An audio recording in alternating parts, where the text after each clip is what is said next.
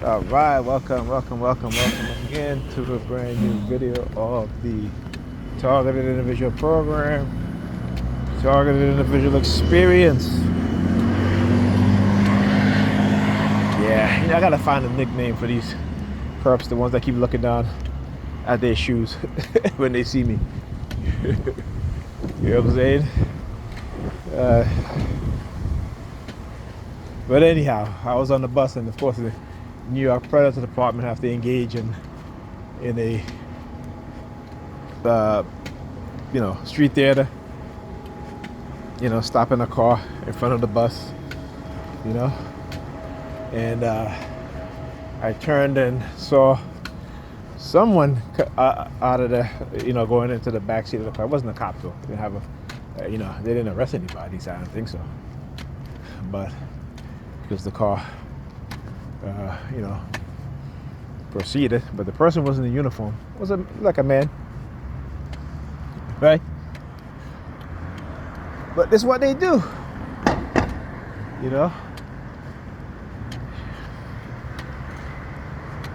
Yeah, but I was reading an article, and in the article it says that there are many people altering their appearance online to suit that suits their name. Okay. Now I want you guys to understand what they have done through social media and through the internet, right? And engaging in cognitive warfare. It's like a video I was watching earlier of this white guy. He was like, black men have been right. Black men have been saying, some of the things for a long time, particularly when it comes to women, particularly when it comes to black women and how they're being conditioned. And now it's happening to white men, where they're seeing white women, engaging in the talking points in which black men have been saying for well over a decade now, right? In the personality change and behavioral change within black women. That he was like, black men was right, because in the crack era, government, the crack era and stuff like that, and even before that with government assistance. But what he failed to say, right? Again, I've seen a lot of white men coming out saying shit because again they understand how to play the game when it comes to our women, how to manipulate our women, and you'll see like white men who have never before spoke on issues with black people are now coming out trying to champion black women, right? And these are these are white men in which the beautiful, gorgeous white woman wouldn't even give a time of day to, right? But the beautiful black woman will give time to, right? because of their praise. And again, they understand how to use their privilege and manipulate us under the system of white supremacy, particularly our women. But our women fail to understand that. But anyhow, so this guy said, I wrote in his in the comment section, I said, in the 70s and the early 80s, even up until the 1990s, right? The government was telling black women, in order for you to get government help, you need to kick the man out of the house, put him on child support. Even if you're married and you fell on hard time, they'll give, the wife help, but you got to move out the house. Right? This is what they were doing. At the very same time, they were encouraging white families to stay together. And they gave them incentives to stay together by giving them more government assistance. Okay? So there's a stark difference that many people don't want to talk about, right? And that is, again, you don't see the white pundits mention that, right? At the very same time, they were encouraging white families to stay together and giving them incentive to stay together by giving them more government assistance. Okay? So again, you got to do your research and look at these things and understand how the black family and black men and women have been attacked and separated. And it is the government that's responsible for this. Okay, make no mistake about it. It's white people, white supremacists. All right? I show you guys all the time how they use the system, how they use black people, other groups of people, to engage in a systematic destruction of a person's life and a person's mental state and physical health. All right, as well as using, again, cognitive or neurocognitive warfare and neurostrike weapons, as well as cognitive warfare and persuasion program, right? And covert warfare, don't forget that. Covert warfare, illegal drug and all this stuff, right? Honey traps, all this shit that they do. As I say, honey traps, you hear the sirens. Yes, I'm calling out the honey traps because I no longer fall for it. Because as a TI, you understand. And that's not just for black people, because I remember you had a white guy in England. I forgot his name. What was his name? He used to come on my show at time to time, and on my talk show, there's a reason why they deleted a lot of our talk show calls, right? Because we were exposing the truth. And he said that he met this girl, like he was targeting, and he said he met this girl. They were talking for a while. And they were about to, I said, but he said he heard my brother talk about how they would send honey traps to give him STDs. And he said he remembered that, right? And he said, he was very careful. He asked her to take an STD test, and she didn't want to take an STD test. He was like, I was about to have sex with her using a condom. And he was like, she's just like down, she's like her vagina had a scent, right? It was a bad scent. And he told her, he told her to get the fuck out, And he said, because I remember, your brother Neil saying the same shit. And he was like, I owe so much to your brother. And I was like, man, we all owe so much to the TIs that come before us that actually, that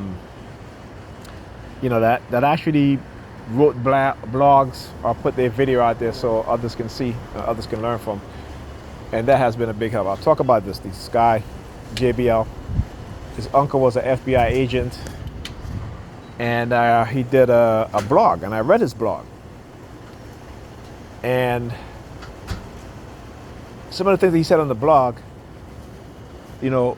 make me aware of what was going on, right? It made me aware of what was going on, right? Particularly when I used to go out to lunch and these teenage girls used to come and want to ask me questions, or they will act like they're playing and they will like bend over. Like I'm sitting in the seat, and they'll go to the next table and chair up, and will literally, one of them, will bend over on the table, right? Like her rear end is facing me, and she would literally put her entire top half of her body on the table and stay there, and they all thought it was funny. Okay. And so when they would come and try to talk to me, ask me questions, I just paid them no mind. I didn't say anything to them. I didn't pay them any mind. I did not, at that time, I did not realize that I was being manipulated and I was being programmed or attempted programming. Okay? And they always do this, particularly when as a man, when you're not in a relationship, when you're not having sex, what have you, they'll send women and stuff like that. And that was when I really started to stay away from women. And I really had not talked to a woman in years until I met Pam. But I met Pam outside the country, outside the U.S. And that's the only reason why I ended up speaking to her. But come to realize that, that was all orchestrated and planned. Okay? It was all orchestrated and planned. And I have forgot that years early on in my targeting, when I went to another Caribbean island, and I talked about this, and I was on the beach. And, something just says, look up. And as I looked up, and I looked up, then I turned my head towards the road, right? Because it was elevated. And I saw a SUV just stopped in the middle of the street. Person got out of the SUV and walked away and never came back. They just literally walked away and left the car right in the middle of the road. Okay? And these things have happened to me when I was sitting in the car at one point. I was on my laptop. I was waiting for, parking to be, like no parking to be over because the street cleaner passed, and I had to wait till 10 o'clock. And a guy was riding a bike, and he flashed a flashlight in my face. I looked down. Then I looked back up about, 20 minutes later, and it was past 10 o'clock, and I'm like, oh shoot. And I went to get my phone that I had put in between my lap because I had the laptop in my lap, and my phone wasn't there. My phone was not there. Okay? Those things you can never forget. You can never, and again, this was what happened when I saw that, like when I was on the beach, and that something just said look up, and I look up.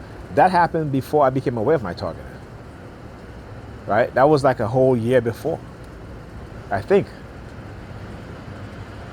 But I understand when I even go back a year later going to meet someone. We were going to go out, and I went to meet this young woman at her apartment.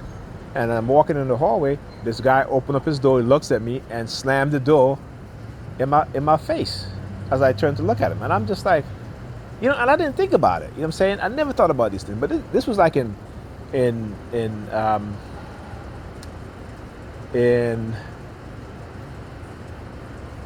99, right? Coming to 2000. So this was in 99, right? So things like that. Like I said, I didn't think about it at the time, but when I look back and I'm like, this is what they do now. Like when I was today, when I was by Pam, knocking on the door so Ethan could come in, they were slamming their doors in the hallway, right? Because again, trying to create a frantic, heightened state, right? Try to stress you out.